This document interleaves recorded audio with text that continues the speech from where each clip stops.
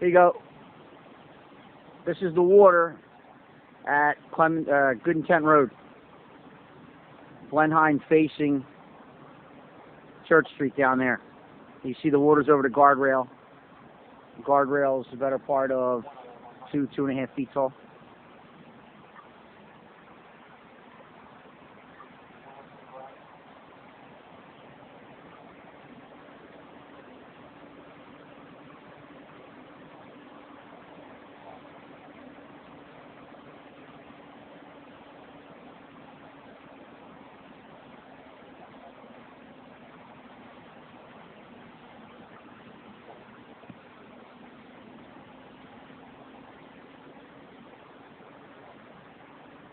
Over the guardrail right in the center of the road.